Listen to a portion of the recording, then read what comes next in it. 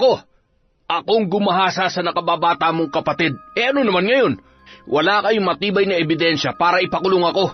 Saka, hindi nyo rin naman yun magagawa dahil mahirap lang kayo. Mga dukha, walang-wala kayo sa aming pamilya. Kahit anong krimen ang gawin namin, malulusutan namin yon kasi mayaman kami. At higit sa lahat, makapangyarihan. Ani, lumaban ka anak. Maaaring pipi ka, ngunit maaari ka pang lumaban.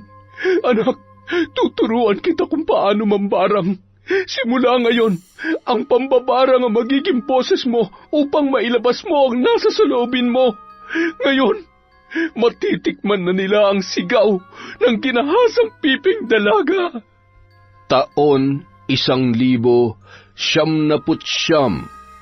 Antike, si Ani ay isang dalagita na isinilang na kailanman ay hindi nagkaroon ng boses upang ipahayag ang kanyang saloobin. Hindi man makapagsalita, ngunit masipag siya at may mabuting kalooban. Hindi rin maipagkakaila ang kakaiba niyang kagandahan. Maagang nawala ang ama ni Ani dahil sa sakit sa puso, kung kaya lumaki siya at ang kanyang nakatatandang kapatid na si Paldo sa pangangalaga ng kanilang nanay na si Aling Celia, isang babae na kinatatakutan ng ilan sa kanilang lugar dahil sa kanyang pagiging mambabarang. Araw ng Sabado, kagaya ng nakagawian, 4:00 pa lang ng madaling araw ay nagising na si Ani at ang kanyang ina at maagang naghanda ng kanilang almusal. Si Ani ang naghugas ng pinagkainan noong nakalipas na gabi, samantala si Aling Celia naman ang nagsaing at nagluto ng ulam. Habang abala ang mag-ina sa kanilang ginagawa, mahimbing naman na natutulog si Paldo sa kanilang silid. Naglalaway pa ang lalaki at malakas ang paghilik na tila mahimbing ang pagkakatulog. Anak, ikaw na muna ang bahala dito sa bahay. Pupunta muna ako sa tindahan ni Manding. Bibili lamang ako ng kape, ha? Tumango na lamang si Ani dahil sa tinuran ng kanyang ina. Nung mga sandaling yon, nasa bakuran sila. Kaagad siyang sumenyas sa ina na mag-iingat yon. Napangiti si Aling Celia sa kanya marahan na niyakap ang dalagang anak.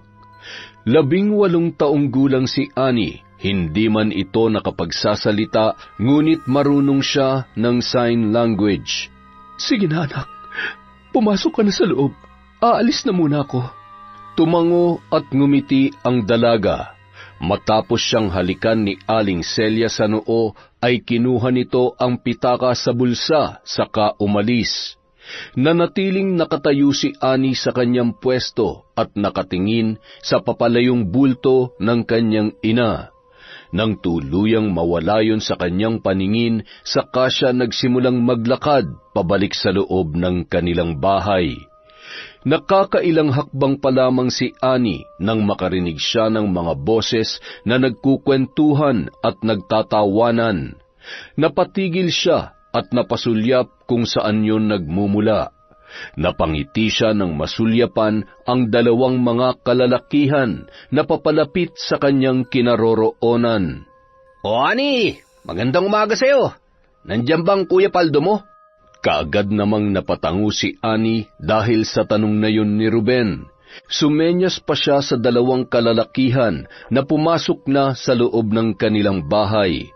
Ngumiti naman si Ruben dahil doon, saka siya lumapit sa dalaga at bahagya niya pang ginulo ang buhok ng babae.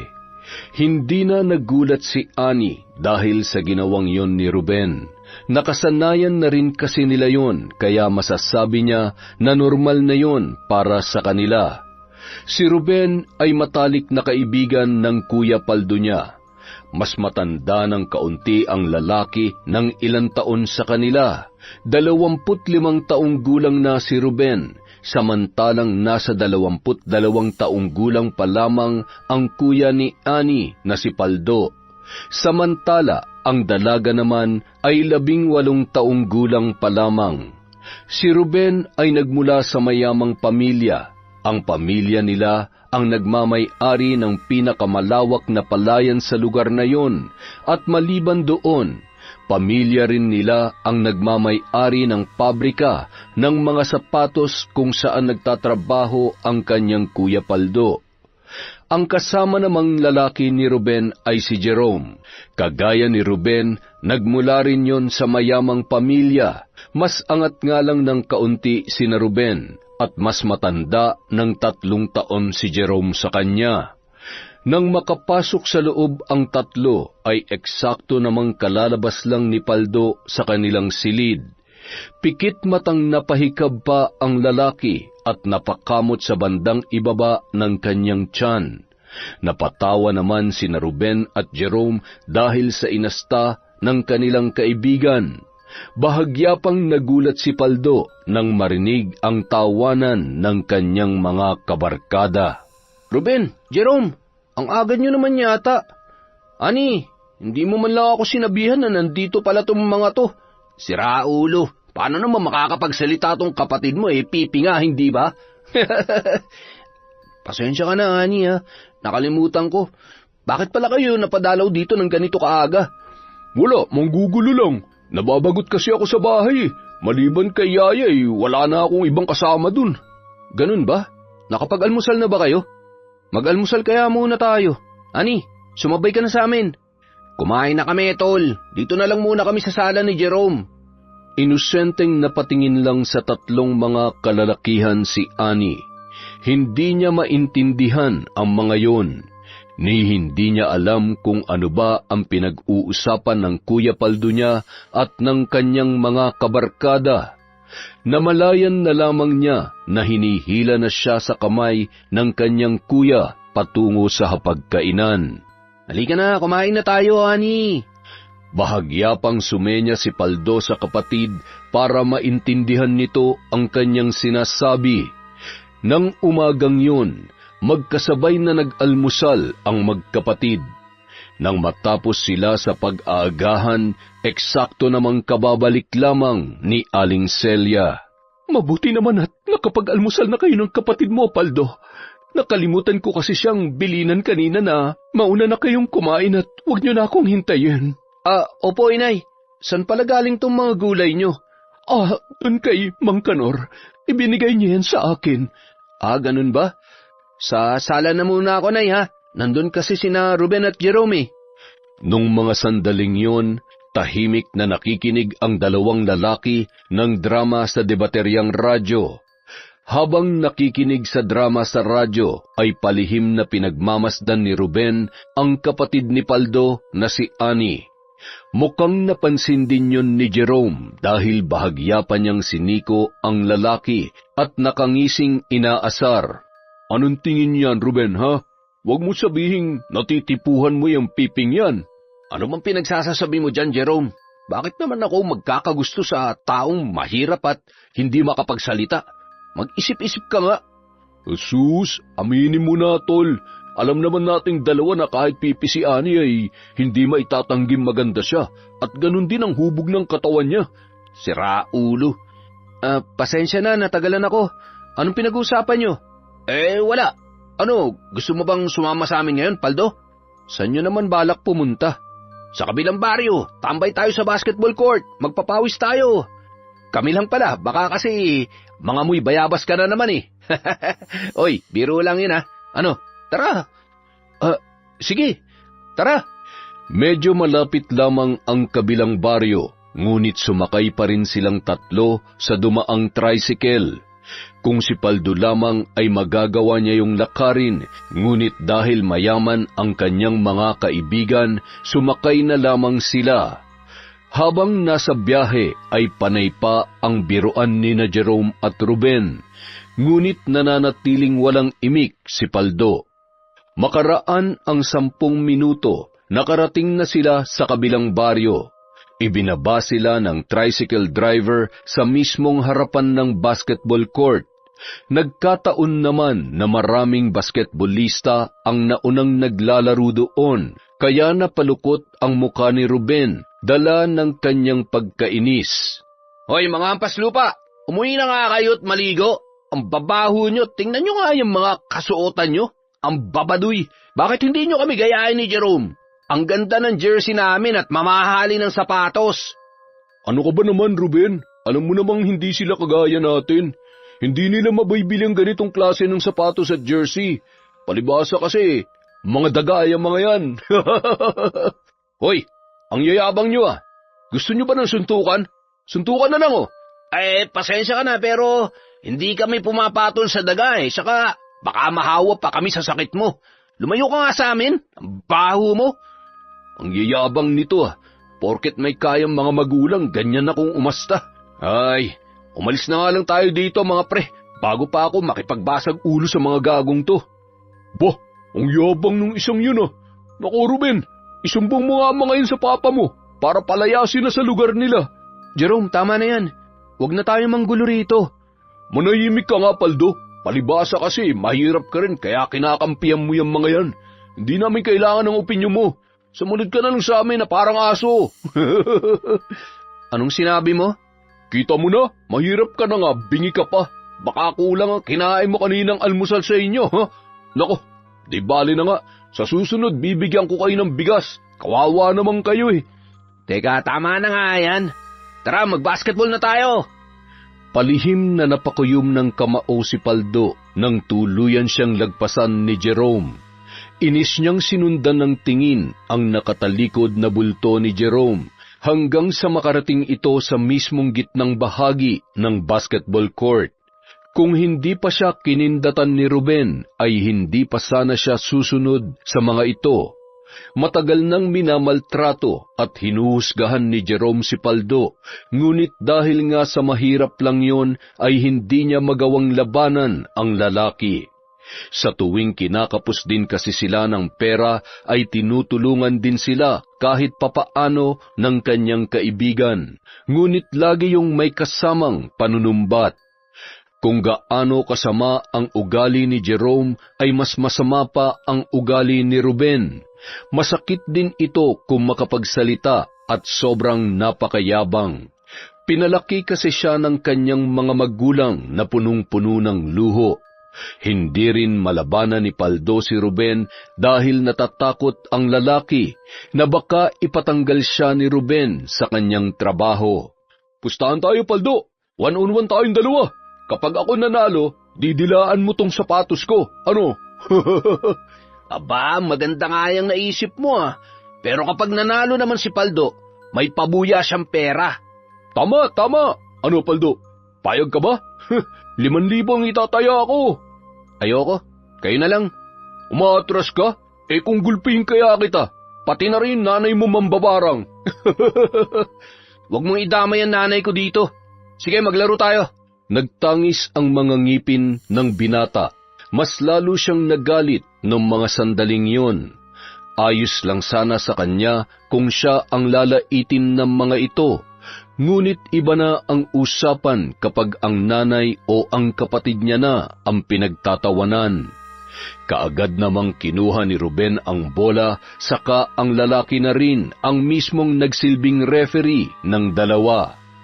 Maya-maya pa, nagsimula na ang laban. Si Jerome ang unang may hawak ng bola, samantalang si Paldo naman ang depensa. Malikot kung gumalaw si Jerome, ngunit hindi hamak na mas maliksi sa kanya si Paldo. Bawat pagtira ni Jerome ng bola ay nagagawang depensahan ni Paldo, kaya palagi itong nabibigong makapag-shoot. At nang mabigyan ng pagkakataon si Paldo na mahawakan ang bola, tila ba isa na itong ganap na pro player dahil sa bawat pagtira niya ay palagi itong pumapasok sa mismong ring. Habang tumatagal, mas lalong nagiging mainit ang labanan ng dalawa, ngunit kahit anuman ang gawin ni Jerome, ay wala pa rin siyang magawa sa husay ni Paldo. Nagsimula na ring umasim ang muka ni Jerome sa galit at pagkainis laban sa kanyang katunggali. 1-8 na ang kanilang puntos. 1 si Jerome, samantalang si Paldo naman ay naka 8 puntos na. Kakaibang tensyon ang namamagitan sa dalawa. Bumibigat na ang hangin na nakapalibot sa kanila. Kapwa sila nakakaramdam ng galit at pagkainis sa isa't isa. Nang mga sandaling yun, si Paldo pa rin ang may hawak ng bola. Nagtagis pa ang mga ngipin ni Jerome nang sikuhin niya si Paldo at sa pilitang inagaw ang bolang hawak nito. Hindi pa nakontento si Jerome kaya sinikmuraan niya pa ang binata at sa halip na saring ipasok ang bola ay hinambalos niya yun sa muka ng kanyang kaibigan. Nagulat ang mga taong naroroon dahil sa ginawang yon ni Jerome. Bumagsak si Paldo sa sahig ng basketball court. Napahawak ito sa kanyang ulo.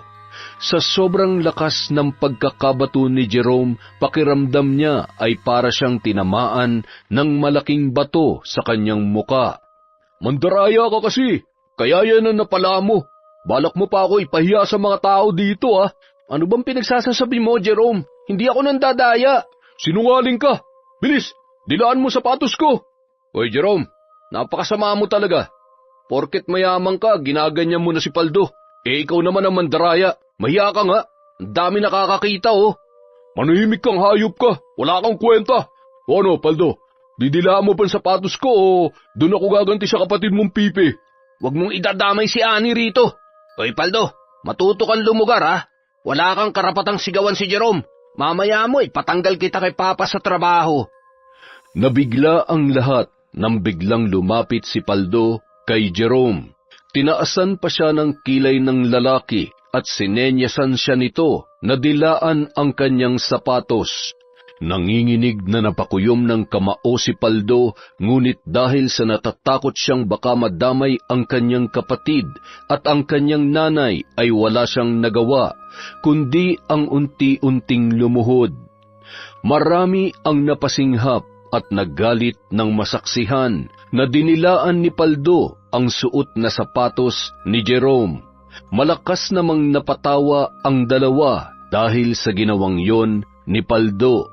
Kaagad namang lumapit ang iba pang mga kalalakihan para sana ipagtanggol ang binata nang biglang napatayo si Paldo at hinarangan ang mga yon. Paldo, ano bang ginagawa mo? Hindi mo ba nakikita ipinapahiya ka na ng dalawang mokong na yun? Huwag kayong makialam, problema ko to. Hayaan mo na lang. Paldo, ayos lang ako. Huwag na kayong mag-alala. Kaya kong sarili ko. Kita mo na? Kaya naman pala ni Paldo ang sarili niya eh. Kaya, umalis na kayo rito. Ano, Jerome? Uwi na tayo? Baka nakarating na si Aya Maylay. May pinabili kasi ako sa kanya eh. Sige, tayo na. Paano, Paldo? Mauna na kami ha. Salamat pala sa paglinis mo sa sapatos ko. Sige, mag-iingat kayo. Bahagya pang sinuntok ni na Jerome at Ruben si Paldo sa balikat na ikinangwi ng lalaki. Nanatiling nakatayo si Paldo mula sa kanyang pwesto. Sinundan niya ng tingin ang nakatalikod na bulto ng dalawang kaibigan na papalayo na sa kanya. Nagtatawanan ang mga yon na tila ba walang nangyari. Nang tuluyan na silang mawala sa paningin ni Paldo, saka siya muling napahawak sa kanyang braso at ulo. Pakiramdam niya ay may bumugbog sa kanya dahil sa sobrang sakit ng kanyang katawan. Paldo, matuto ka ring lumaban. Hindi sa lahat ng oras ay hahayaan mo silang apihin ka. Masasanay ang mga yan.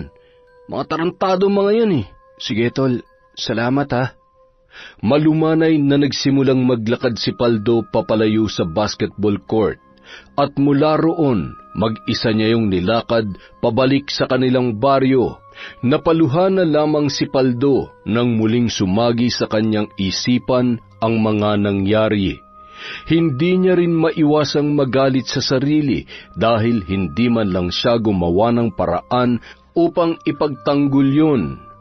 Galit na galit siya, ngunit gustuhin man niyang lumaban ay hindi niya pa rin yun magagawa dahil sa takot na baka madamay ang kanyang nanay at ang kanyang kapatid na babae.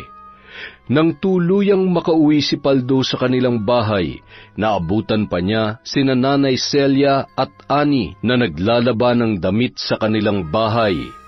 Nakagawian na ng mga ito na sa labas maglaba upang maiwasang bumaha ng tubig sa loob ng kanilang bahay dahil ang sahig nila ay lupa lamang. Napansin ni Paldo na nakangiti ang mga ito at kahit naabala sa kanilang mga ginagawa, ay mukhang masaya pa rin ang dalawa. Napansin ni Aling Celia ang presensya ng kanyang anak na lalaki dahil napasulyap ito kay Paldo sa kanya sinenyasan na lumapit sa kanila. Oh, Paldo, ano nangyari sa'yo? May pasa ka ah. May nakaaway ka na naman ba? Wala po, inay. Aksidenteng tinamaan lang ako ng bola dun sa basketball court. Tumigil ka na kaya sa pakikipaglaro ng basketball, anak. Napapansin ko kasi na sa tuwing naglalaro kay palagi kang umuuwing may pasa sa katawan. Noong nakaraan ay may bukol ka pa nga sa noo at may sugat sa bibig. Ayos lang po ako, inay. Malayo ito sa bituka. Malakas ako. Ano ba kayo? Alam kong malakas ka, anak. Ngunit ang sa akin lamang ay dapat nag-iingat ka. Kumain ka na muna ron sa loob. May natirang kanin at ulam roon. Sige po, Nay. Pagkatapos kong kumain, tutulungan ko kayo sa paglalaban ni Annie. Huwag na, anak. Magpahinga ka na lang sa silid mo. Patapos na rin kami rito. Pagsulyap niya kay Annie ay nginitian siya noon. Mabilis na tumakbo ang oras. Nung sumunod na araw, 3:00 pa lang ng madaling araw ay nagising na si Aling Celia at maging ang mga anak niyang sina Annie at Paldo. Nakagawian na kasi nilang mag-iina na sa tuwing araw ng linggo ay magsisimba sila. 4:00 na ng umaga nang umalis sila sa kanilang bahay. Sa bayan pa kasi sila magsisimba at 2 baryo rin ang pagitan nito mula sa kanila. Nang dahil sa wala silang sapat na perang pambayad sa tricycle ay nilalakad lang nila ang mahaba-habang daanan bago sila tuluyang nakakarating sa simbahan. Mag-aalas 5 na nang sila ay dumating doon. Agaw pansin pa sila ng mangilan-ngilang tao nang makapasok sila sa loob. Hindi na rin bago sa kanila yon dahil sa tuwing nakikita sila ng ibang tao ay talaga namang pinag-uusapan sila. Hindi ba yan yung babaeng mambabarang? Palagi yan pumapasok sa loob ng simbahan, ngunit halang naman ang kaluluwa. Ano pa nga bang maasahan mo sa isang mambabarang? Malamang mamamatay tao yan, hindi ba? Huwag ka na magsalita at baka marinig ka pa nila. Nakakatakot pa naman ang mga yan magalit. Baka wala sa oras ay gantihan nila tayo sa pamamagitan ng barang. Tama ka. Sige, manahimik na lamang tayo bago pa nila tayo marinig. Napailing-iling na lamang si Aling Celia dahil sa tinuran ng 2 matanda. Malamang ay maririnig pa rin niya ang kanilang pag-uusap dahil maliban sa malakas ang kanilang boses ay nasa harapan lang nila nakaupo ang nasabing matatanda. Matagal nang usap-usapan si Aling Celia sa kanilang lugar dahil sa pagiging isa niyang mambabarang. Mayroon ding kumakalat na istorya dati na kaya raw namatay ang kanyang asawang si Manuel ay dahil binarang niya. Ngunit ang totoo ay wala naman talaga siyang kasalanan. May sakit sa puso ang kanyang namayapang asawa at hindi niya gusto na yun ay mawala. Kung hindi lang sana maagang namatay ang kanyang mister, marahil ay maganda rin ang kanilang buhay ng kanyang mga anak. Ayos lang po ba kayo, Nay? Huwag niyo na silang pakinggan. Hayaan yung mga yan. Ayos lamang ako, anak. Huwag ka mag-alala. Napapikit na lamang ng mata si Aling Celia, kaya ganoon na lang din ang ginawa ni Paldo. Taimtim na nagdasal ang mag-iina. Napamulat lang sila ng mga mata nang may dumating na lalaki sa kanilang likuran. Napapitlag pa si Annie nang may umakbay sa kanya at nang sulyapan niya ito ay sumalubong ang nakangising muka ni Ruben. Oh, Ruben, nandito ka pala. Kanina pa ako rito. Nauna pa nga ako sa inyo eh. Nandun sila papa sa unahan. Ganun ba? Nang matapos ang misa, sumabay sa kanila si Ruben sa paglabas. Huminto lang sila sa mismong harapan ng simbahan upang hintayin ang mga magulang ng binata. Mula sa malayo, natanaw ni Aling Celia ang mayamang mag-asawa na palabas ng simbahan. Sa kasuotan pa lamang ng mga ito ay malayong malayo na sa itsura nila. Mukhang galante ang dalawa at tila ba nagniningning dahil sa sobrang gara at ganda ng kanilang kasuotan. Magandang araw sa inyo, Doña Lai at Don Jericho. Ang gaganda naman ho ng mga damit ninyo at halatang mamahalin. Ruben, halika na. Umalis na tayo. Meron pa tayong papasyalan. Pa, hindi po ako sasama sa inyo. At bakit naman? Huwag mong sabihin pupunta ka na naman sa bahay niyang sina Celia. Natitiyak mo ba ligtas ka ron? Mawalang galang na po, Don Jericho. Mahirap lamang po kami, ngunit nasisiguro ko sa inyo na ligtas sa amin si Ruben. Mabuti sana kung mahirap lang kayo. Ang problema ay, hindi ba isa kang mambabarang? Saka paano kung yung mga alaga mong insekto kumapit sa balat ng anak ko? Don Jericho, wala ho kaming... Manahimik ka, babae. Kilala kita. At huwag kang sumabat sa usapan namin mag-ama dahil isang hamak ka lamang na hampas lupa. Nay, tama na po. Hayaan na lang po natin sila. O paano, Paldo? Alis na kami, ha? Sige, ingat na lamang kayo. Hay nako, anak. Bakit pa ang hiling mong lumapit sa mga hampas lupang yan? Nako, paano kung magkasakit ka? Kakalapit mo sa kanila. Hindi mo alam kung naliligo ba ang mga yan. Halika na. Pagkapasok mo sa sasakyan, mag-alkohol ka kaagad. Ay, opo, sige po, ma. Palihim na napaismid si Aling Celia. Dati pa naman ay nayayabangan na talaga siya sa mga magulang ni Ruben.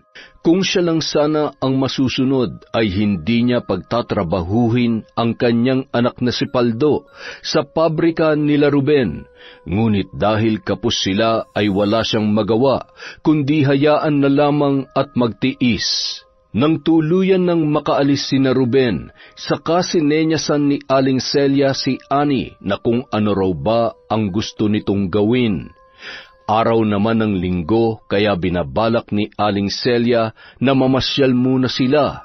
Kapag ipinagpabukas kasi nila ay magiging abala na naman sila sa kani-kanilang mga trabaho. Nay, mabuti pa pumunta tayo kina Tiyo Tomas. Sa pagkakaalam ko kasi ngayong araw ang ani nila ng mais. Ay sige, pwede na rin at para naman makadalaw tayo sa tiyo mo. Kaagad namang sumenya si Annie na gusto niya ring sumama at nagpakyut pa yon kaya napatawa si Aling Celia. Bahagya niyang ginulo ang buhok ni Annie sa kanya niyakap ang kanyang dalawang anak. Oo naman, siyempre sasama ka, Annie. Tara na, tulungan natin ang Tiyo Tomas ninyo sa pag-aani ng mga mais. Si Tomas ang nakatatandang kapatid ng asawa ni Aling Celia. May katandaan na ang nasabing lalaki, ngunit wala itong pamilya. Nag-iisa lamang yon sa buhay. Hindi kagaya ni Aling Celia ay may kaya naman kahit papaano si Tiyo Tomas. Medyo strikto nga lang ang lalaki, ngunit ilang beses na rin silang tinulungan noon. Mula sa bayan ay tinahak ng mag-iina ang daan patungo sa kabundukan. Sa bundok kasi naninirahan si Mang Tomas dahil sa kagustuhan nito na payapa ang lugar. Isa pa, sakitin kasi ang lalaki kaya para sa kanya ay mas maganda ang manirahan sa kabundukan dahil maliban sa sariwang hangin ay sariwa rin ang mga pagkain. May kalawakan ang bukid na inaasikaso ni Mang Tomas. Hindi siya ang nagtatanim doon, kundi kumukuha siya ng mga tao na pwedeng upahan para magtanim sa kanya. Isa na si Paldo sa tumutulong sa matanda sa pagtatanim. Nang makarating sa bukid sina Aling Celia, ay agad nilang nasulyapan ang maliit na kubo ng matandang lalaki. Tuwang-tuwa pa si Annie nang makita niya si Mang Tomas na nakaupo sa duyan nito. Kaagad na tumakbo ang dalaga palapit sa kanyang tiyuhin. Sa dalawang magkakapatid, si Ani ang pinakamalapit kay Mang Tomas. O Celia, napadaan kayo! Sabi kasi ni Paldo na ngayong araw daw kayo mag-aani ng mais. Balak sana ng mga bata na tumulong. Ay nako, hindi pa ngayon. Sa Miyerkules pa. Ay, ganoon po ba? Pasensya na po, Nay. Akala ko kasi ngayon yun eh. Sa Miyerkules pa po pala. Nakapag-agahan na ba kayo? Pumasok muna kayo sa loob ng kubo ko. Tamang-tama, nagluto ako kanina ng nilagang saging. Ipagtitimpla ko rin kayo ng kape. Tulungan ko na po kayo, Tiyo. Ani, halika rito. Sige, halika kayo. Pumasok kayo sa loob. May natira pa akong kanin riyan. Baka gusto nyo rin kumain. Ito bagoong. Masarap tong ipare sa saging, Nay. May pagka-istrikto man si Mang Tomas, ngunit hindi maitatanggi na may mabuting kalooban pa rin siya, lalo na sa kanyang mga pamangkin. At dahil hindi naman pala araw ng kanilang pag-aani ng mais, napagpasyahan na lamang ng mag-iina na manatili muna sila sa kubo ni Mang Tomas at makipagkwentuhan. Sa sobrang pagkalibang ng mga bata, hindi man lamang nila namalayan ang mabilis na pagtakbo ng oras. Pasado 3:30 na ng hapon nang magpaalam sila kay Mang Tomas para umuwi. Pinadalhan pa sila ng matandang lalaki ng suka na gawa sa tuba, na siyang paborito ng dalagang si Ani. Makalipas ang 4 na araw, Huwebes, masama ang panahon ng tanghaling yun. Makulimlim ang kalangitan at malakas ang hangin na tila ba nagbabadyang bumuhos ang napakalakas na ulan. Nang mga sandaling yun, nasa sala sina Ruben, Jerome at Paldo. Masama kasi ang lagay ng panahon kaya hindi na pumasok sa trabaho ang binata. Tahimik na nakikinig ng balita sa debateryang radyo ang tatlo nang biglang pumasok sa loob ng bahay si Ani. May buhat pa na isang basket ang dalaga na puno ng mga nilabhang damit. Nakita naman yon ni Aling Celia na nasa pintuan ng kusina. Paldo, pakitulungan mo nga yung kapatid mo sa pagbuhat ng basket. Alam mo namang mabigat yan. Ay, pasensya na po, Nay. Nalibang kasi ako sa pakikinig ng balita sa radyo. Akin na yan, Ani. Ako na magdadala sa kwarto. Napailing-iling naman si Aling Celia bago nito binalikan ang niluluto sa kusina. Samantalang dumiretso naman si Ani sa kanilang palikuran. Sina Jerome at Ruben naman ay nasa sala pa rin, ngunit palihim na nakamasid si Ruben kay Ani. Sinundan din niya ng tingin ng dalaga nang pumasok ito sa kanilang banyo. Sinulyapan pa ni Ruben si Jerome na nakasandal sa dingding at doon lang niya napansin na nakapikit pala ang mga mata ng lalaki. Sunod-sunod na napalunok si Ruben nang marinig ang pagdaloy ng tubig sa loob ng banyo nila Paldo. May kaliitan ang bahay na yon, kaya ilang metro lang din ang layo ng banyo nila mula sa sala. Maya-maya pa, hindi na nakatiis si Ruben. Dahan-dahan siyang napatayo mula sa kanyang kinauupuan. Naging maingat siya sa pagkilos upang hindi makalikha ng anumang ingay at upang hindi magising si Jerome. Nung mga sandaling yun ay biglang bumuhos na rin ang napakalakas na ulan. Nagtagumpay si Ruben sa kanyang binabalak. Nakarating siya sa harapan ng banyo na walang balakid. Gawa sa kawayan ang banyo nila Paldo at meron yung mga kakaunting siwang. Mula sa maliit na siwang ay palihim na napasilip roon si Ruben. Tila ba nabuhayan siya ng dugo nang masilip doon si Ani na wala ng saplot ang buong katawan. Walang kamalay-malay ang dalaga na binobosohan pala siya ng lalaki. Sunod-sunod ang pagkakalunok ni Ruben. Napaayos siya ng pagkakatayo at napahawak sa kanyang dibdib. Pakiramdam niya anumang oras ay mawawala na siya sa kanyang sarili dahil sa sobrang init na kanyang nararamdaman. Akmang bubuksan na sana ni Ruben ang pintuan ng banyo nang biglang may nagsalita sa kanyang likuran. Ruben, anong ginagawa mo dyan? Binobosohan mo bang kapatid ko? Paldo? Ha? Hindi Nagmamadali na kasi ako. Tinatawag na ako ng kalikasan kaya hindi ko na namalayan na nandyan pala ang kapatid mo. Pasensya na. Ayos lang. Teka, paanong hindi mo namalayan na pumasok ditong kapatid ko? Nakatulog ka rin ba, Ruben? Ha? Anong ibig mo sabihin? Kung nakatulog ka rin ba, si Jerome kasi tulog Naghihilik pa nga Oo. Kagigising ko nga lang Malamig kasi ang panahon. Masarap matulog. Kaya naman pala. Lalabas din yan maya-maya. Hintayin mo na lang. Pasensya ka na Hindi. Ayos lang. Kaagad na silang bumalik sa sala para maupo. Inakbayan pa ni Ruben si Jerome na ikinapitlag ng lalaki. Wala sa oras na nagising yon, kaya napatawa sina Ruben at Paldo. Inis na napakamot naman sa sarili niyang batok si Jerome dahil sa pagkakagulat. Pasensya ka na, pre, hindi ko sinasadya. Bakit ka kasi nakatulog? Anong oras na ba? Ay, mukhang malakas ang ulan Anong oras kaya yung titila? 11:00 pa lang naman, pre. Ilang saglit pa, biglang lumabas si Annie sa kanilang banyo.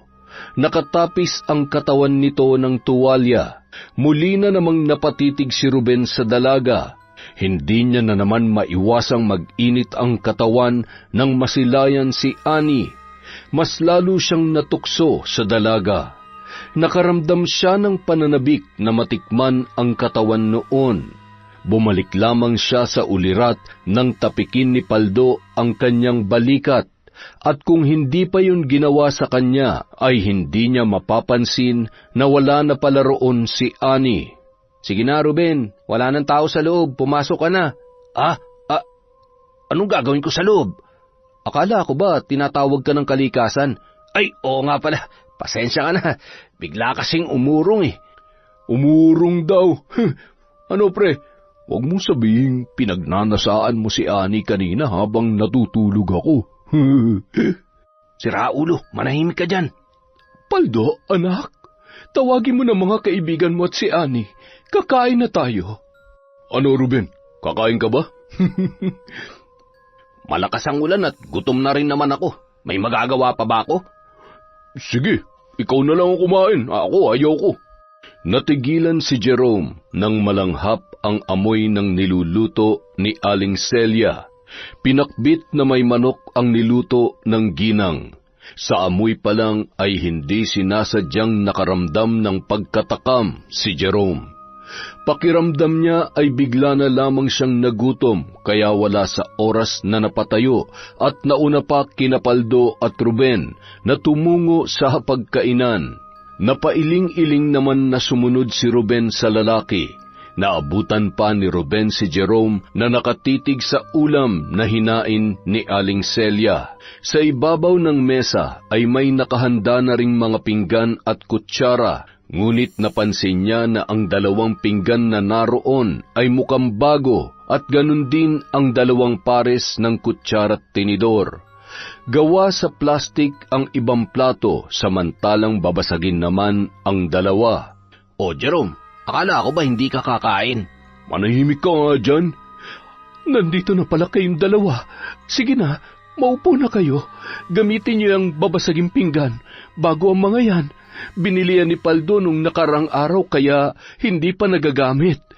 O itong mangkok para sa inyo para iba ang kakainan ninyo kesa sa amin.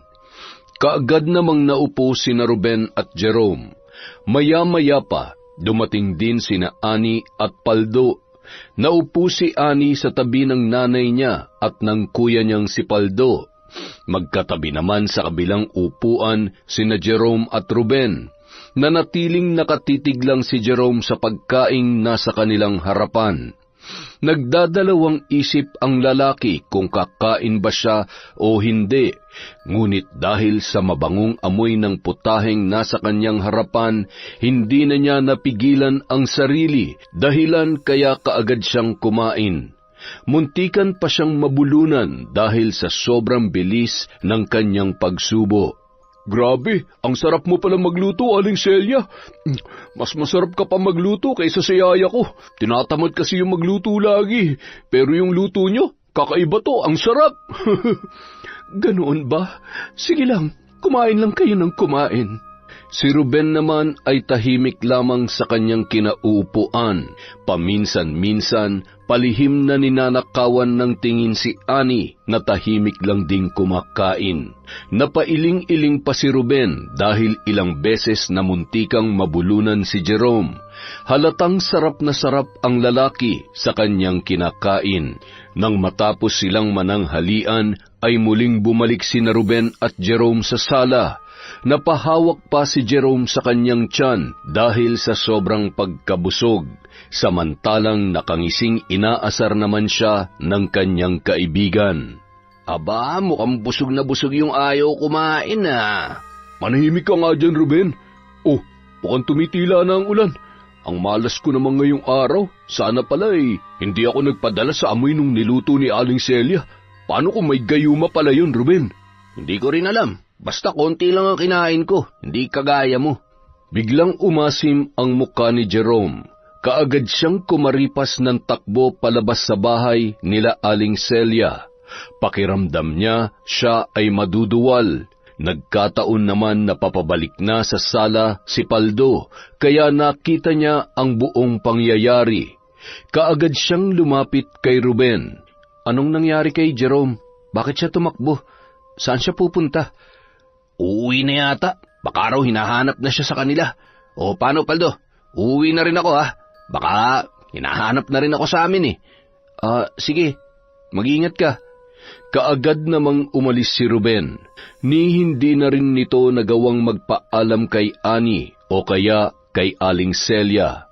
Sa loob-loob niya, bakit naman siya magpapaalam sa mga ito, gayong sa tuwing umaalis siya sa bahay nila ay hindi naman siya nagpapaalam sa kanyang mga magulang. Mula sa kalayuan, nasulyapan ni Ruben si Jerome. Sumusuka ang lalaki kaya napailing-iling na lamang siya bago niya ito nilapitan. Napangiwi pa siya nang maluhaluhang napatingin sa kanya si Jerome.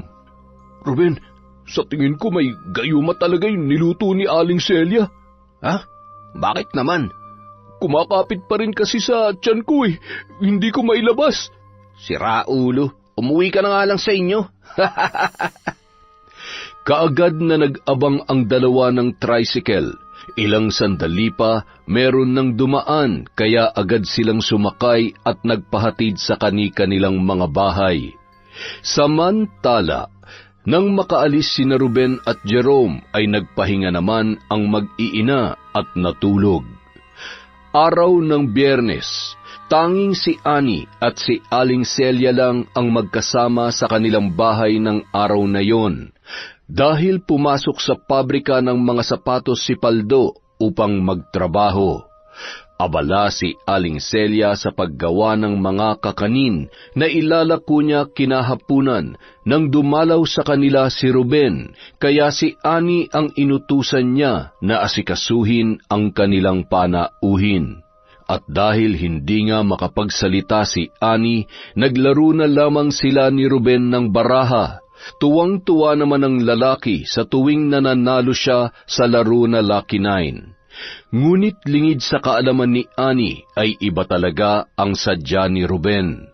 Nakasuot man ng maayos na pananamit si Annie, palihim pa rin itong pinagnanasahan ng lalaki. Pasado 1:00 na ng hapon nang umalis si Aling Celia sa bahay upang maglako ng mga kakanin sa kanilang lugar. Konti lang ang mga taong bumibili sa kanya dahil nga takot ang mga yon. Ngunit ganun pa man ay nagpatuloy pa rin siya sa pagbebenta upang matulungan si Paldo sa pang-araw-araw nilang gastusin. Nung mga sandaling yon, Naroon pa rin si Ruben sa kanilang bahay at nakikipaglaro kay Ani.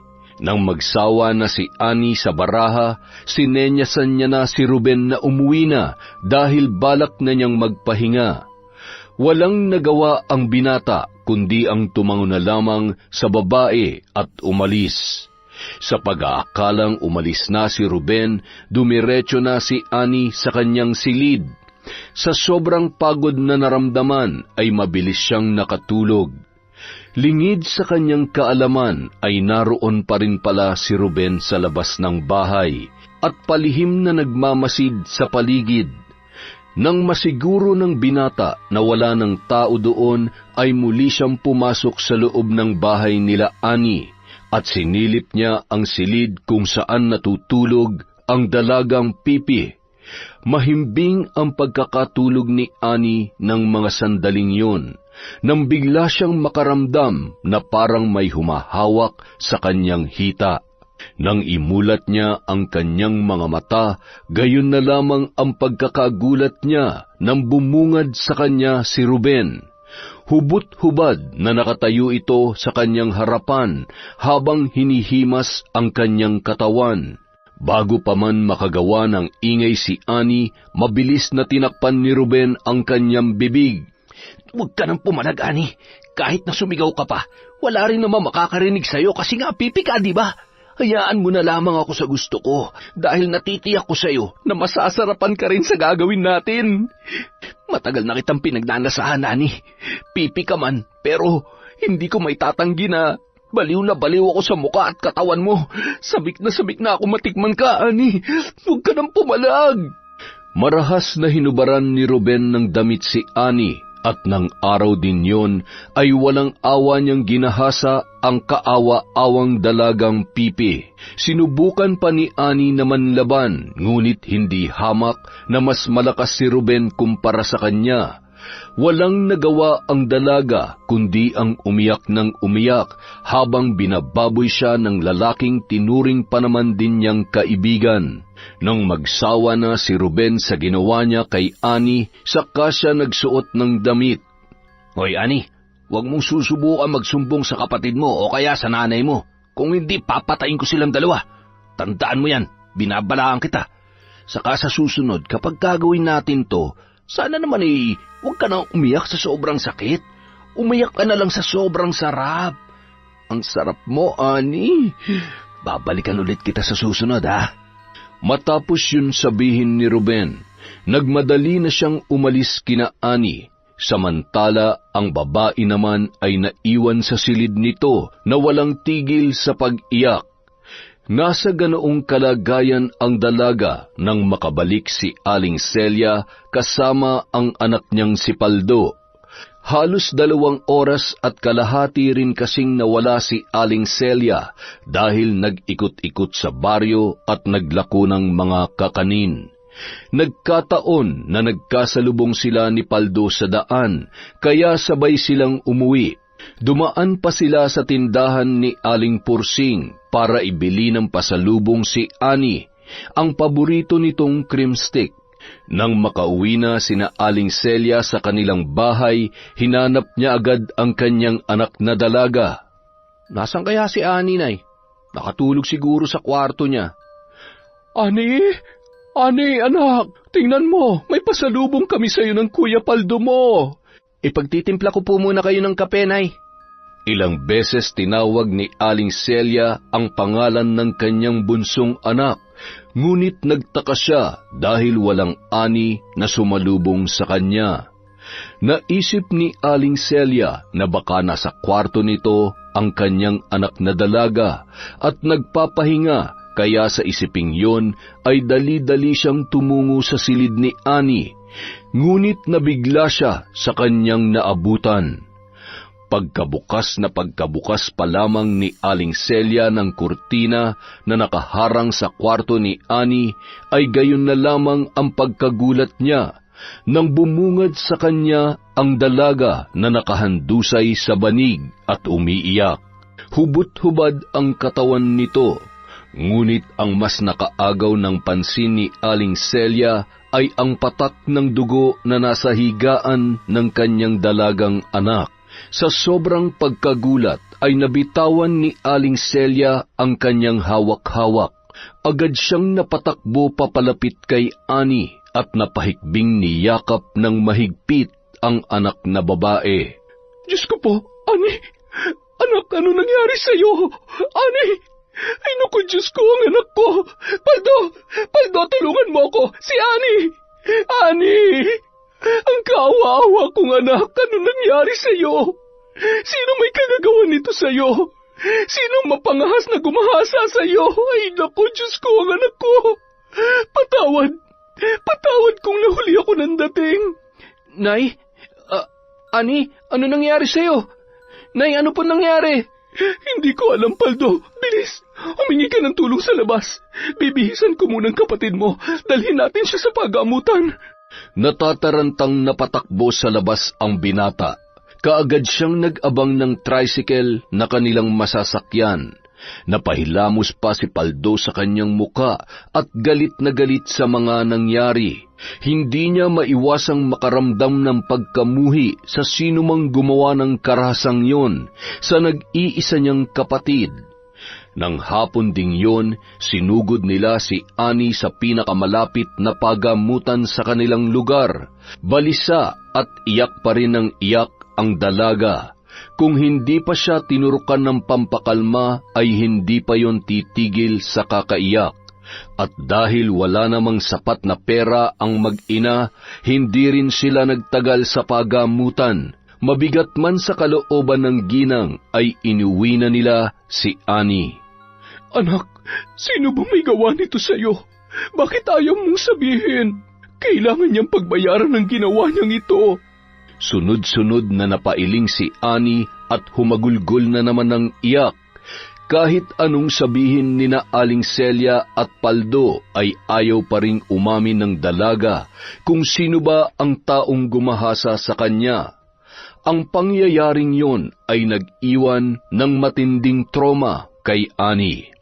Palagi itong nagkukulong sa kanyang silid at halos hindi makakain ng tama, kaya sapilitang napahinto si Aling Celia sa paglalako ng mga kakanin upang mabantayan ang kanyang anak. Ilang beses din dumalaw sina Ruben at Jerome sa bahay nila Annie, ngunit maging ang mga ito ay ayaw tingnan man lang ang piping dalaga. Isang gabi, mahimbing na natutulog noon si Paldo nang makarinig siya ng mahinang ungol na nagmumula sa kwarto ng kapatid niya. Kaya agad na napabalikwas ng bangon ang binata at patakbong pumasok sa loob ng silid ng kanyang kapatid.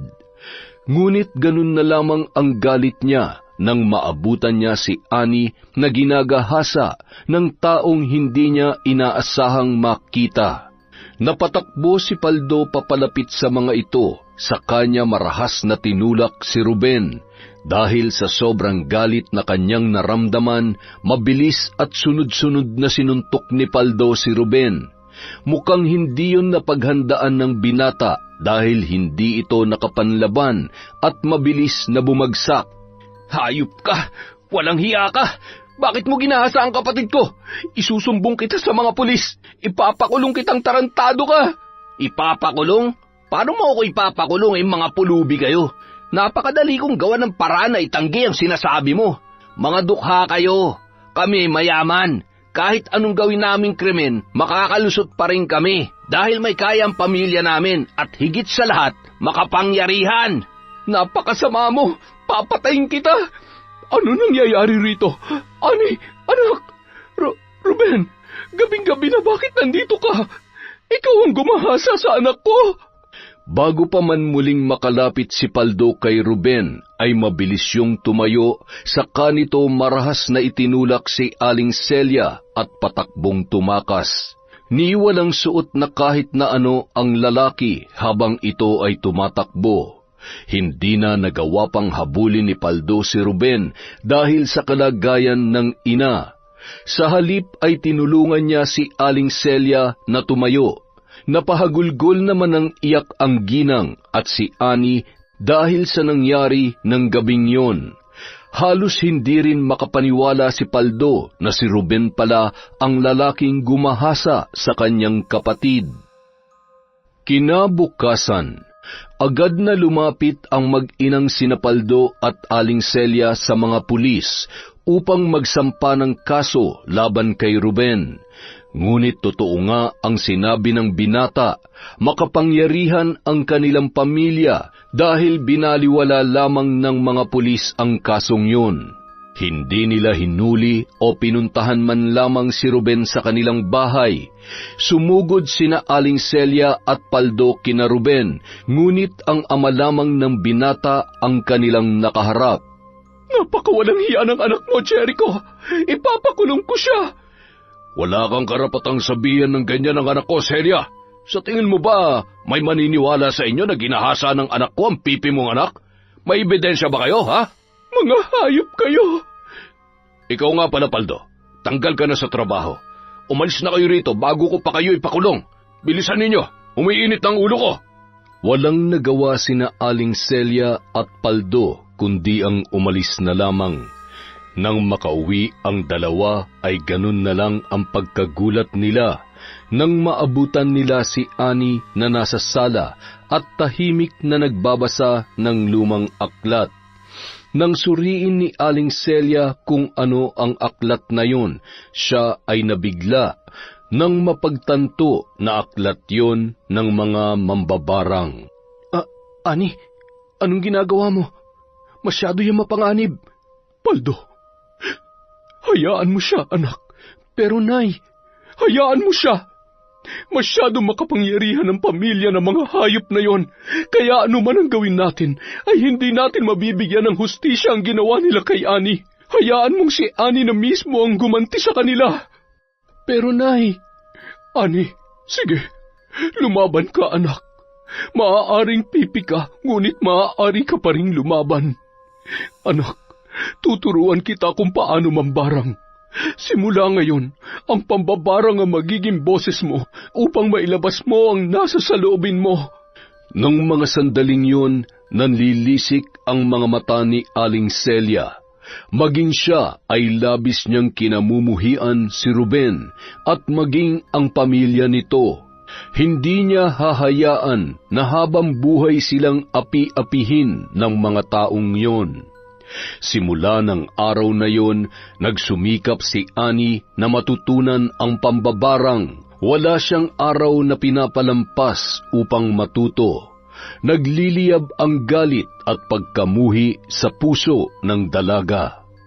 Samantala, problemado naman sina Aling Celia at Paldo dahil walang mahanap na trabaho. Hindi na rin makapagbenta si Aling Celia ng mga kakanin sa lugar dahil walang masyadong bumibili sa kanya dahil sa usap-usapan na siya ay mambabarang. Tuluyan din silang siniraan ng pamilya ni Ruben sa kanilang mga kababaryo. Ang mga pangyayaring yon ay nabalitaan ni Mang Tomas, kaya pinuntahan sila ng matandang lalaki at ito na rin mismo ang tumulong sa kanila. Mabuti na lamang may kakilala si Mang Tomas sa kabilang bayan na nagmamay-ari ng panaderya, kaya nagawa niyang ipasok doon si Paldo. Kakarampot lamang ang sweldo sa panaderya, ngunit sapat na yun upang may maitulong siya sa kanyang ina para ipangtustos sa araw-araw nilang gastusin. 2 buwan ang nakalipas. 2 buwan pa lamang, ngunit marami nang nagbago, lalo na sa pagkatao na magkapatid na sina Paldo at Annie. Dahil sa pagpupursigi ng dalaga, sapat na ang panahong yun para matutunan ang pambabarang. Araw ng Martes, nagkataong namamalengke si Paldo nang makasalubong niya si Jerome. Simula kasi nang mangyari ang alitan nila ni Ruben, hindi na rin nakikipag-usap sa kanya ang binata. Nakangising nilapitan pa siya ni Jerome at tiningnan mula paa hanggang ulo. Hindi ka pa rin nagbabago, Paldo. Hampas lupa ka pa rin. Ano naman sa'yo? Ang balita ko hindi niyo raw nagawang ipahuli yung taong gumahasa sa kapatid mo. Ano nga ba naman ang laban niyo pagdating sa mga kaso na yan? Mahirap kayo. Saka, buti nga may pumatol pa sa kapatid mo. Anong sabi mo? Tarantado ka, papatayin kita! Nanlilisik ang mga mata ni Paldo nang hilahin niya ang kwelyo ng damit ni Jerome. Nabitawan din nito ang dala niyang supot ng isda. Sunod-sunod niyang sinuntok ng malakas ang dating kaibigan. Mukhang hindi yun inaasahan ng lalaki dahil bahagyang namutla ang mukha nito at nanginginig na napaatras papalayo sa kanya. Napuno ng hiyawan ang buong paligid. Kaagad na lumapit ang ilan sa mga kalalakihan at pinigilan ang dalawang lalaki, ngunit nakawala si Paldo sa pagkakahawak ng mga ito. Galit na galit ang binata, kaya sa halip na hayaang makaalis si Jerome, ay muli niya itong nilapitan at muling pinagsusuntok ng malakas hanggang sa ito ay mawalan ng malay. Yan ang bagay sa'yo! Napakasama mo! Humanda kayo ni Ruben. Pagbabayaran yun lahat ng mga kasalanang nagawa niyo sa akin at sa pamilya ko. Humanda kayo! Galit na galit ang binata. Simula nang may mangyari sa kapatid niya, ay malaki na rin ang kanyang pinagbago. Sinabi niya kasi sa kanyang sarili na gagawin niya ang lahat, maprotektahan lamang ang pinakamamahal niyang kapatid. Hindi na niya hahayaan na muli na namang maulit ang mga nangyari. At hindi niya rin hahayaan na patuloy siyang maltratuhin ng ibang tao. Kaagad na tinulak ni Paldo ang isa sa mga kalalakihan na sinubukan siyang pigilan. Muli niyang pinulot ang supot ng isda. Galit na inayos ang kanyang damit saka siya umalis sa lugar na yon. Samantala, naiwan naman si Jerome sa kalsada. Namumutla pa rin ang lalaki sa mga sandaling yun at bakas ang takot sa kanyang muka. Nang makauwi si Paldo sa kanilang bahay, naabutan niya ang kanyang nanay na naghihiwa ng kamatis sa kusina. Kaagad niyang ibinigay ang supot ng isda na kanyang binili. Nabalitaan mo na ba, Paldo? Ang alin, Nay? Narinig ko kanina mula sa mga taga-baryo na biglang tinamaan ng matinding karamdaman si Ruben. Halos magtatatlong araw na raw. Ayon pa sa mga narinig ko ay tinubuan daw ng nagsisilakihang pantal ang kanyang katawan. Ang ilan sa mga pantal ay pumutok at meron daw uod. Ano po ang sakit niya? Hindi pa ako sigurado. Ngunit sa tingin ko ay isinasagawa na ng kapatid mo ang kanyang paghihiganti. Po? Ano pong ibig niyong sabihin? Ang ginawang parang ng kapatid mo kay Ruben, unti-unti lang tumatalab, anak. Sa wakas, makakapaghiganti na rin si Annie. Makakapaghiganti na rin ang kapatid mo. Natahimik ang binata sa kanyang mga narinig. Kung dati ay pinakikisamahan niya si Ruben, ngunit dahil sa mga ginagawa nito, hindi na siya nakaramdam ng awa sa dating kaibigan. Nasa ganoon silang tagpong mag-ina nang pumasok sa kusina si Annie. Kung dati ay mahinhin at mukhang inosente ang dalaga, sa pagkakataong yon ay hindi na makitaan ng anumang emosyon ang kanyang muka. Napatunayan din ni Paldo na ang demonyo ay hindi ipinapanganak, kundi tao mismo ang lumilikha dito. Nang dahil sa mga ginawa ni Ruben, ang inosente niyang kapatid ay tuluyan ng nagbago. Pagbabago na hindi niya inaasahang mangyari. Nang sumunod na araw, naging mainit ang usap-usapan sa bayan nila Ruben. Mas lalo kasing lumala ang kalagayan ng binata at desperado na rin ang mga magulang nito sa paghahanap ng mahusay na manggagamot. Ang ilan kasi sa sumubok na pagalingin ang kanilang anak, hiningan lamang sila ng malaking halaga, ngunit walang nagbago sa karamdaman ni Ruben.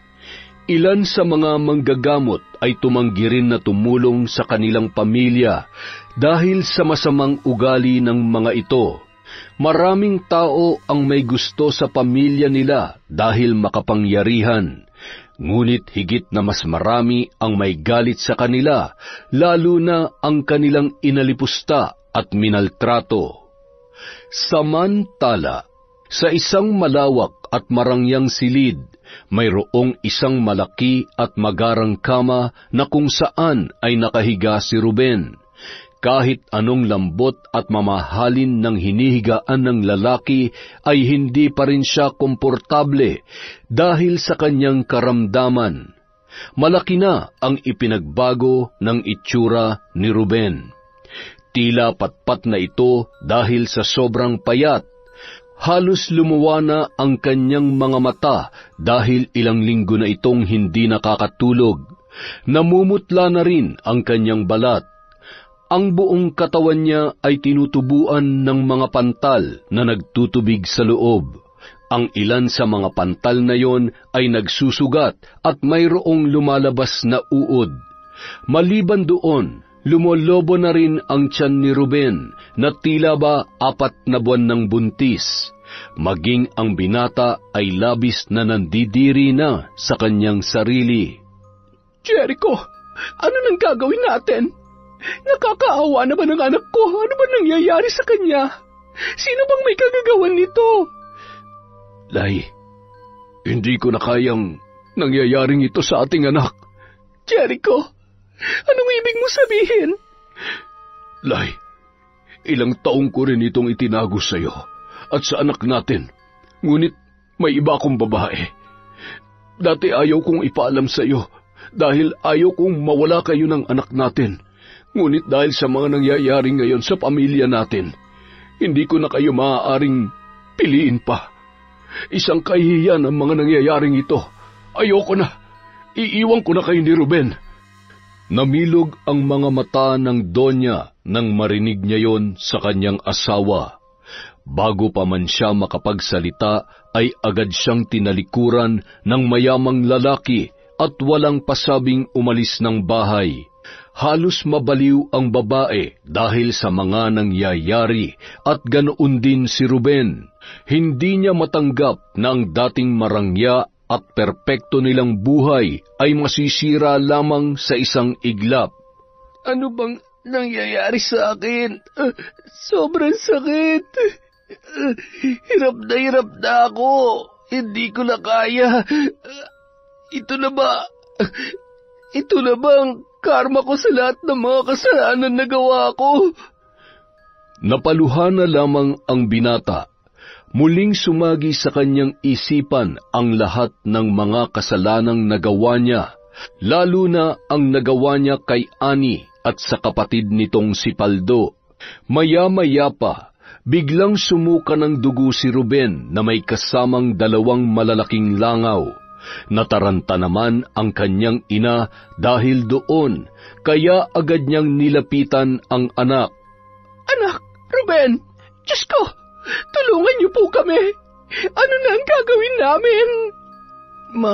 Ayos lang ako. Huwag niyo ako masyadong alalahanin. Kasalanan ko rin naman to at marahil ay ito na po ang karma ko, Ma. Anak, huwag mong sabihin yan. Lumaban ka. Para sa akin. Para sa atin. Hindi na nakapagsalita pa si Ruben. Sa halip ay pilit niya na lamang nginitian ang kanyang ina. Mas lalong napahagulgol ng iyak ang ginang, saka mahigpit na niyakap ang nanghihinang si Ruben. Makalipas ang 2 araw, nagkataong nasa kalagitnaan ng tahimik na pananghalian noon sina Aling Celia, Paldo at Ani, nang may kumatok sa kanilang pintuan. Si Paldo na ang nagpresentang bumukas ng pinto at sumalubong sa hindi nila inaasahang bisita. Nagulat ang binata nang buksan niya ang pintuan ay nakita niya si Mang Tomas at nasa likuran nito si Ruben at ang kanyang ina. Muling umusbong ang galit na nararamdaman ni Paldo kay Ruben At kung hindi pa siya pinigilan ni Mang Tomas at sinuway, marahil ay nasuntok na naman sana niya ang kanyang dating kaibigan na nakasakay sa isang wheelchair. Tiyo Tomas, anong ginagawa nila rito? Bakit kasama mo sila? Paldo, nandito sila dahil sa mahalagang bagay. Huminahon ka muna at sa loob na lamang tayo mag-usap. Kuya Tomas, anong ibig sabihin nito? Balak mo bang gamutin ang taong gumahasa sa iyong mahal na pamangkin? Aling Celia, Paldo, patawarin niyo ako sa mga kasalanang nagawa ko. Sa kabilang buhay ka na humingi ng tawad. Napakademonyo mo! Paano mo yun nagawa sa inosenteng babae? Celia, huminahon ka. Umuusok ang ilong ni na Aling Celia at Paldo habang masama ang pagkakatitig kay Ruben. Nung mga sandaling yun ay naroon na sila sa sala. Nasa ganoon silang kalagayan nang dumating si Annie. Napaatras pa ang dalaga nang makita niya ang hindi inaasahan nilang mga panauhin. Nag-aalalang napasulyap naman si Paldo sa kanyang kapatid. Buong akala niya ay tatakbo ito at magkukulong na naman sa kwarto, ngunit ganun na lamang ang pagkagulat niya nang lumapit pa sa kanila si Annie at naupo sa tabi ng kanyang ina. Aling Celia, Paldo, nandito ako ngayon upang humingi ng kapatawaran sa lahat ng mga kasalanang nagawa ko sa inyo, lalong-lalo na sa iyo, Annie. Ruben, ano ang karapatan mong... Natigilan si Aling Celia nang kalabitin siya ni Annie at si Nenya San na hayaan niya si Ruben na magpatuloy sa sasabihin. Sunod-sunod namang napalunok si Ruben, saka napalingon sa kanyang ina na nakatayo sa kanyang tabi. Alam ko na, mali ako sa lahat ng mga nagawa ko at pinagsisisihan ko na yon. Pinagsisisihan ko na ang lahat-lahat ng mga kasalanan ko, lalo na sa inyo. Alam kong wala akong karapatang humingi ng tawad sa inyo, ngunit patawad. Hindi ko hinihiling na patawarin niyo ako kaagad, pero sana'y dumating ang panahon na mapatawad niyo rin ako. Sunod-sunod na pumatak ang mga luha ni Annie nang marinig yon. Ang matigas niyang puso sa isang iglap tila ba bumalik sa dati. Biglang nanumbalik sa pagiging malambot. Nang masulyapan ni Aling Celia na lumuluha ang kanyang anak, ay bigla na rin siyang kumalma. Alam niya na ang nais iparating ni Annie. Hindi man sinasabi ni Annie, ngunit nararamdaman ni Aling Celia na pinapatawad na ng kanyang anak si Ruben. Talagang ang napakabuti ng kalooban ng dalaga dahil sa kabila ng mga kahayupang ginawa ni Ruben, nagawa niya pa rin itong patawarin. Sana'y patawarin niyo rin ako sa mga nasabi ko dati. Alam kong may kasalanan din ako. Kung pinalaki ko lang sana si Ruben na may magandang asal at mabuting kalooban, marahil ay hindi sana nangyari ang lahat ng ito. Bilang ina ni Ruben, humihingi rin ako ng kapatawaran sa inyo. Balak kong dalhin si Ruben sa Amerika. Susubukan kong doon na lang siya ipagamot, ngunit hindi ako sigurado kung malulunasan pa ba ito gayong alam ko na hindi ito normal na karamdaman lang. Alam kong merong bumarang sa kanya. Nakakalungkot man, ngunit hindi ko kayo masisisi. Nanatiling walang imik sina Aling Celia at Paldo, ngunit sa loob-loob ni Aling Celia, imposible nang gumaling pa si Ruben, dahil tuluyan ng kumalat ang sumpa ng barang sa kanyang katawan. Alam niya yon dahil isa ring mambabarang si Aling Celia. Muling napasulyap ang ginang kay Annie na nang mga sandaling yon ay nakatingin kay Ruben. May awa sa kanyang mga mata. Mukhang napansin ni Annie na nakatingin sa kanya ang kanyang ina, kaya binalingan din niya ito ng tingin. Saka sumenyas, nakatingin din si Ruben at ang kanyang ina sa dalawa. Hindi nila maintindihan kung ano ang ibig sabihin ng mga sinesenyas ni Annie. Maya-maya pa, biglang napatayo ang dalaga saka ito umalis sa kanilang harapan. Nagtatakang napatingin naman si Ruben at ang nanay niya kay Aling Celia na nung mga sandaling yon ay nakuha ng ngumiti. Aling Celia, ano pong nangyayari? Ruben, pinapatawad ka na ni Annie sa lahat ng mga kasalanang nagawa mo sa kanya at gusto sana niyang ipaalam sa inyo na buntis siya at ikaw ang ama ng kanyang dinadala. Ano po ang gagawin ko?